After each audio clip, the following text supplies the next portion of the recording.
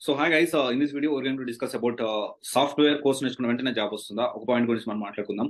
And ఇంకొక విషయం వచ్చేసి, ఇప్పుడు కోడర్స్ ఏం చేస్తున్నారు, కోడింగ్ ఇప్పుడు నిజంగానే రాస్తున్నారా, ఎక్స్పీరియన్స్ ఉన్న వాళ్ళు కూడా ఏ విధంగా కోడింగ్ అనేది రాస్తా ఉన్నారు.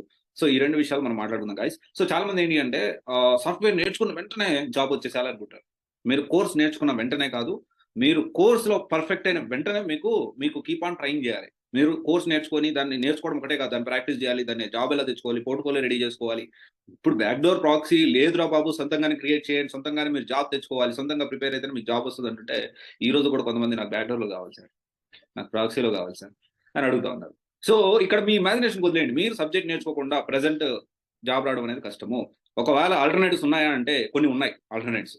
కానీ దానికి కూడా మినిమమ్ ఎంతో కొంత సబ్జెక్ట్ అనేది నేర్చుకోవాల్సిందే. గుర్తుపెట్టుకోండి. అండ్ ఇంకో పాయింట్ వచ్చేసి, ఇప్పుడున్న ప్రెజెంట్ సిట్యుయేషన్‌లో మళ్ళీ కాల్స్ స్టార్ట్ అయ్యాయి అంటే, యెస్ 100% స్టార్ట్ అయ్యాయి. ఆల్రెడీ చాలా డొమైన్‌కి కాల్స్ అనేవి స్టార్ట్ అయ్యాయి. ఓకే. అది గుర్తుపెట్టుకోండి.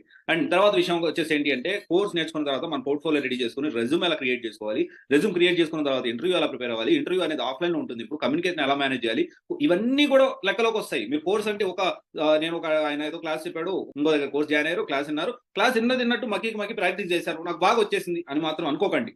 గుర్తుపెట్టుకోండి ఈ విషయాన్ని. అండ్ ఇంకోటి, కొంచెం పేషెన్స్, ఓపిక అనేది కావాలి దేనికైనా. ఏదైనా గ్రేట్ థింగ్స్ కావాలి అంటే ఖచ్చితంగా ఓపిక కావాలి. మీరు అనుకోవద్దు ఇప్పుడు అది సాఫ్ట్వేర్ జాబ్ తీసుకోవడం పెద్ద గొప్ప విషయం అని. ఖచ్చితంగా గొప్ప విషయమే అది లేనోళ్ళకి. ఓకే. ఆ గొప్ప విషయం లాగే ఫీల్ అయ్యి ఖచ్చితంగా మీరు మీ సర్వైవల్ సంబంధించి ఇది గుర్తుపెట్టుకుని దాని తగ్గట్టు ప్లాన్ చేసుకోండి. అండ్ ఇప్పుడు కోడింగ్ ఎలా చేస్తా ఉన్నారు, అందరూ కోడింగ్ రాస్తున్నారా? కోడింగ్ అంటే నాకు భలే భయం సార్, నా వల్ల కాదు కోడింగ్.